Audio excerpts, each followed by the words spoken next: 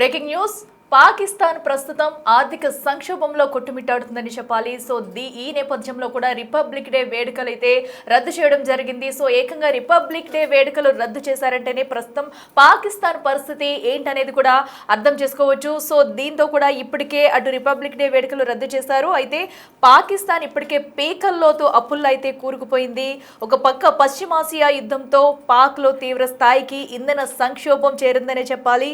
ఇక మార్చి 23న జరగాల్సిన republic day parade అయితే రద్దు జరిగింది. ఇప్పటికే జెండా ఆవిష్కరణ మాత్రమే ఉంటుందని పాక్ ప్రధాని షెహబాజ్ షరీఫ్ అయితే ఇప్పటికే ప్రకటించారు. సైనిక ఖవాదు, గన్ సెల్యూట్, సాంస్కృతిక కార్యక్రమాలు కూడా రద్దు చేసినట్టయితే ఇప్పటికే ప్రధాని అయితే ప్రకటించడం జరిగింది. ఇక దేశ గౌరవానికి ప్రతీక రిపబ్లిక్ డే వేడుకలు. సో అలాంటి వేడుకలనే జరుపుకోలేని సిచ్యువేషన్లో ప్రస్తుతం పాకిస్తాన్ ఉందంటే అక్కడ ఘోర పరిస్థితులు ఏర్పడ్డాయని మనం అర్థం చేసుకోవచ్చు.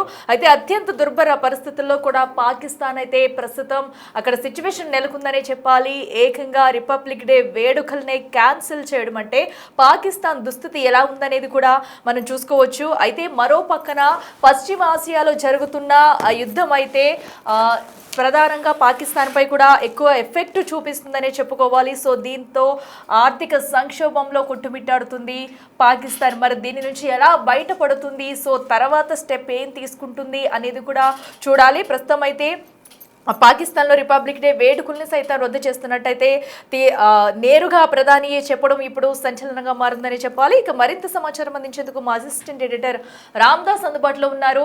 రామ్దాస్, ప్రస్తుతం పాకిస్తాన్ సిచ్యువేషన్ ఏంటనేది కూడా మనం చూస్తున్నాము. నేరుగా ఏకంగా వాళ్ళు రిపబ్లిక్ డే వేడుకల్ని రద్దు చేశారంటే దేశం స్థాయి ఎలాంటి సంక్షోభంలో ఉందనేది కూడా మనం అర్థం చేసుకోవచ్చు. సో ప్రస్తుత పరిణామాలు ఎలా ఉన్నాయనుకోవచ్చు?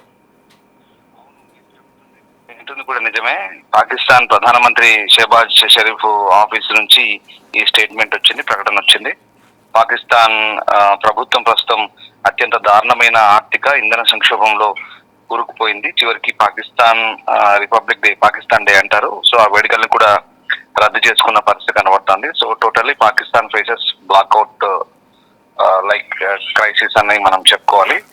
సో ఇప్పుడున్నటువంటి పరిస్థితుల్లో పాకిస్తాన్ అత్యంత దారుణమైన ఆర్థిక ఇంధన సంక్షోభంలో కూరుకుపోయింది. గల్ఫ్ దేశాల్లో ఉన్నటువంటి చమురు సంక్షోభం, ముఖ్యంగా ఇరాన్, అమెరికా, ఇజ్రాయెల్ మధ్య ఘర్షణల కారణంగా చమురు సరఫరా నిలిచిపోవడంతో ఆ దేశమంతా కూడా బ్లాక్అవుట్ వంటి స్థితిని ఎదుర్కొంటుంది. కారణంగా మార్చి 23న జరగాల్సిన పాకిస్తాన్ రిపబ్లిక్ డే వేడుకలను, అలాగే సైనిక పరేడ్ ను ప్రభుత్వం అధికారికంగా రద్దు చేసినట్టుగా చెప్తున్నారు. దీనికి ప్రధాన కారణం చమురు కొరత, దాని ద్వారా వచ్చినటువంటి ఈ ఆర్థిక సంక్షోభం. ఇక్కడ గల్ఫ్ ప్రాంతంలోని టెన్షన్స్ వల్ల చమురు ధరలు ఆకాశాన్ని తాకినాయి. సో అట్లా పాకిస్తాన్ తన అవసరాలకు దాదాపు 80% పైగా దిగుమతుల పైన ఆధారపడుతుంది. కాబట్టి అక్కడ విదేశీ మారక ద్రవ్య నిల్వలు అట్టడుగు చేయడంతో పెరిగిన ధరలు, అంటే కంప్లీట్ గా ద్రవ్యోల్బణం పెరిగింది. చమురు కొనలేక పాకిస్తాన్ ప్రభుత్వం చేతులెత్తేసింది. దీంతో ఏమైందంటే దేశవ్యాప్తంగా ఇక్కడ పెట్రోల్, డీజిల్ కొరత ఏర్పడింది. అంతేకాదు విద్యుత్ ఉత్పత్తికి కూడా అవసరమైనటువంటి ఇంధనం లేదు అక్కడ. సో ఆ రకంగా గంటల తరబడి పవర్ కట్స్ ఉన్నాయి. జనం ఒక రకంగా చెప్పాలంటే చీకట్లో అంధకారంలో మగ్గుతున్న పరిస్థితి కనబడతాం. సో ఇప్పుడు ఏమైతుందంటే పొదుపు చర్యలో భాగంగా షెహబాజ్ షరీఫ్ ప్రభుత్వం ఆయన ఆదేశాల మేరకు రిపబ్లిక్ డే వేడుకలను ఈ ఏడాది అత్యంత నిరాడంబరంగా నిర్వహించాలని కోరుకుంటున్నాను. అంటే కేవలం జెండా ఎత్తి మళ్ళీ జెండా అవతరణం చేస్తారు, అంతమించి ఏం చేయరు. సో భారీ ఎత్తున నిర్వహించే సైనిక పరేడ్లు, ఈ హడావుడంతా హంగామంతా చేయట్లేదు. సో దాంతో ఏమైందంటే ఇంధనము ఖర్చు అవుద్ది, అట్లాగే డబ్బులు కూడా బాగా ఖర్చు అవుతాయి. కాబట్టి ఆ ఉద్దేశంతో నిర్ణయాన్ని వెనక్కి తీసుకున్నారు.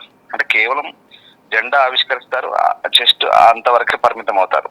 మిగిలిన వేడుకలన్నీ కూడా రద్దు చేస్తున్నారు. దేశం సంక్షోభంలో ఉన్నప్పుడు ఇలాంటి ఆడంబరాలు అవసరం లేదంటే అక్కడ ప్రభుత్వం చెప్పుకుంటుంది. సో ఆ రకంగా ఇప్పటికే షెహబాజ్ షరీఫ్ ఒక స్టేట్మెంట్ అయితే రిలీజ్ చేశాడు.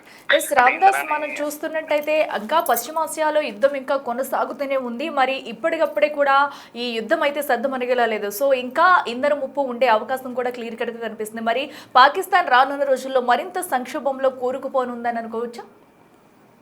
డెఫినెట్ గా, ఎందుకంటే ఇప్పుడున్నటువంటి పరిస్థితుల్లో ఇంధనం ముడి చమురు బ్యారెల్ ధర $200 కూడా ఎగబాకే అవకాశం ఉన్నట్టుగా కూడా వార్తలు వస్తున్నాయి. ఎందుకంటే తాజాగా జరుగుతున్నటువంటి అటాక్స్ ఏవైతే ఉన్నాయో, అటు ఇరాన్ చమురు కేంద్రాలపై దాడి చేస్తుంది, ఇరాన్ వచ్చేసి గల్ఫ్ లోని చమురు కేంద్రాలపై దాడి చేస్తుంది.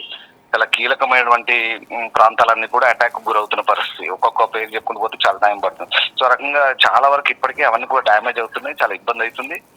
అసలు ఇంకోటి ఏంటంటే ఈ హర్మూజ్ స్ట్రైట్ ను మూసివేయడం అనేది చాలా పెద్ద ఇబ్బందికరంగా మారిన పరిస్థితి. ప్రపంచ వాణిజ్యానికి 20% మార్గం అంతా అదే. ఇదంతా మనకు తెలిసిందే, ఇట్స్ రొటీన్. సో ఇదంతా కూడా ఇప్పుడు ఈ ఎఫెక్ట్ అంతా కూడా పాకిస్తాన్ పై పడుతుంది. ఎందుకంటే అక్కడ నుంచి వచ్చే దిగుమతులు కాబట్టి అక్కడి నుంచి కంప్లీట్ ఆగిపోయాయి. అసలు దీనికి కాదు దీనికంటే ముందే ఎప్పుడో వీళ్ళు ఒక జాబితా ఆ బయట పెట్టారు. ప్రధానంగా పాకిస్తాన్ వచ్చేసి అంటే అంతకంటే ముందే కొన్ని ఆంక్షలు పెట్టారు. ఇప్పటికే అంటే పాఠశాలలను 2 వారాల పాటు మూసేయడం, యూనివర్సిటీలు ఆన్లైన్ తరగతులకే పరిమితం, గవర్నమెంట్ ఆఫీసులన్నీ కేవలం వారానికి 4 రోజులే, అలాగే ఎమర్జెన్సీ సర్వీసెస్ తప్ప 30% సిబ్బందిని అంతా కూడా అక్కడ దాదాపు 50% సిబ్బంది మాత్రమే నియమించడం, అంటే అధికారిక వాహనాలకు దాదాపు 60% వరకు రోడ్ల మీద రాకుండా చూడడం. ఇంకోటి ఏంటంటే మనకి ఇక్కడ ఈ ఇఫ్తార్, ఇప్పుడు రంజాన్ కదా, ఇఫ్తార్ విందులు కూడా బంద్, అన్ని బంద్. సో ఆ రకంగా ఇంధన భత్యాలను కూడా 2 నెలల పాటు అంటే అలవెన్స్ ఉంటాయి కదా, పెట్రోల్ డీజిల్ అలవెన్స్, అవి కూడా మొత్తానికి కట్ చేసారు. సో అది పరిస్థితి. అంటే మీరు అంటున్నట్టుగా ఈ పశ్చిమాసియా యుద్ధ పరిస్థితులు అనేది ముఖ్యంగా ఇరాన్ పై అమెరికా ఇజ్రాయెల్ దాడులు, హర్మూజ్ జలసంధి ద్వారా ఇంధన ప్రవాహాన్ని తగ్గించడం వంటి కారణాల వల్ల కూడా పాకిస్తాన్ లాంటి దేశాలు, ఈ దిగుమతులపై ఆధారపడిన దేశాలన్నీ కూడా చాలా ఇబ్బంది పడుతున్నాయి.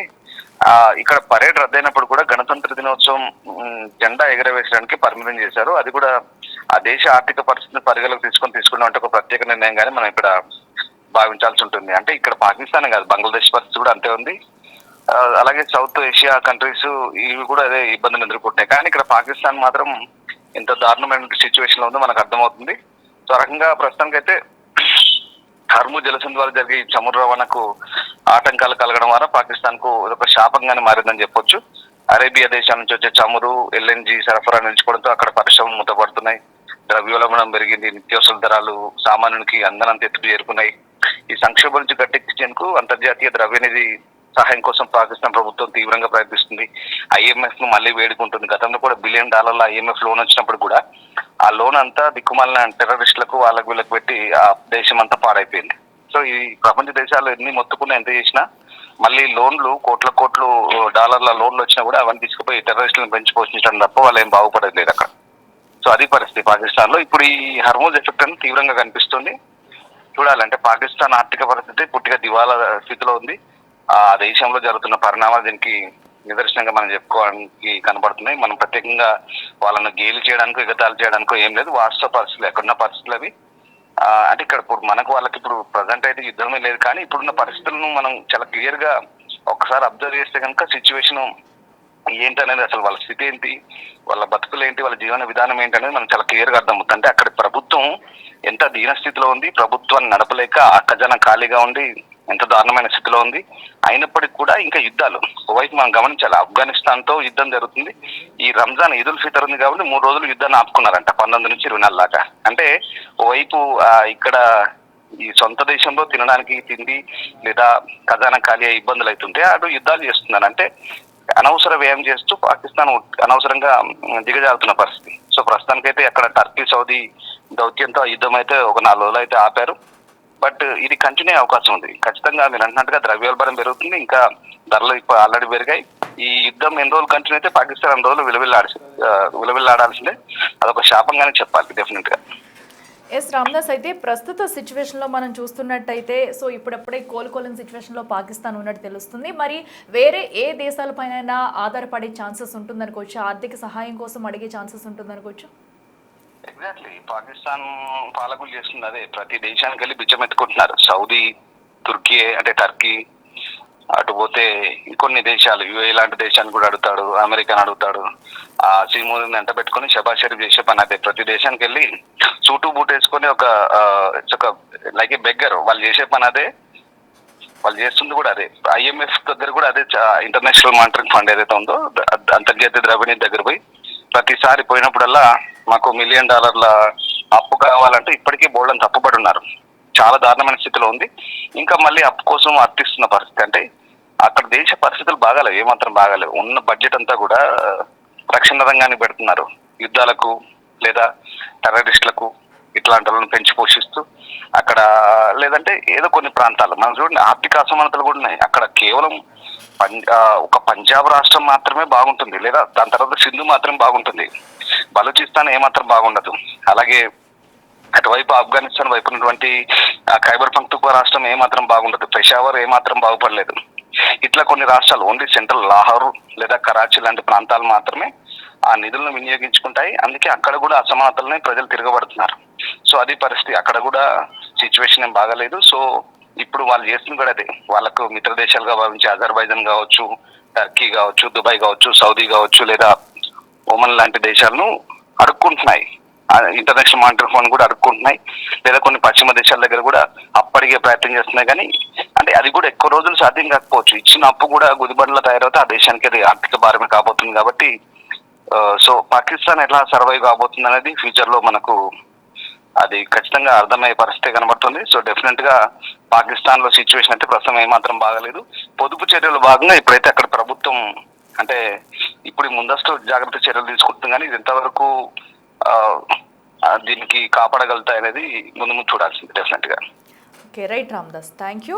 చూస్తున్నాం కదా, ప్రస్తుతం అయితే పాకిస్తాన్ పూర్తిగా ఆర్థిక సంక్షోభంలో కొట్టుమిడుతుందని చెప్పాలి. సో ఈ నేపథ్యంలోనే అక్కడ జరగాల్సిన రిపబ్లిక్ డే వేడుకలను కూడా రద్దు చేసినట్టు ఆ దేశ ప్రధాని అయితే ఇప్పటికే తెలియజేశారు. సో దీంతో ప్రస్తుత పరిస్థితుల్లో పాకిస్తాన్ సిచ్యువేషన్ ఏంటి అనేది కూడా అస్తవ్యస్తంగా మారింది. సో పశ్చిమాసియాలో ఒక పక్కన యుద్ధం కారణంగా కూడా ఇలాంటి పరిస్థితి వచ్చిందనే చెప్పాలి. సో దీంతో అటు ఇంధన చమురు ధరలు ఒక పక్కన దొరక్క పోవడం, సో దీంతోనే పాకిస్తాన్ పూర్తిగా ఆర్థిక సంక్షోభంలో కొట్టుమిట్టాడుతుంది. సో మరి ఇప్పటికే రిపబ్లిక్ డే వేడుకల్ని సైతం కూడా రద్దు చేసిన పాకిస్తాన్ ముందు ముందు ఎలాంటి నిర్ణయాలు తీసుకోబోతుంది అనేది కూడా చూడాలి.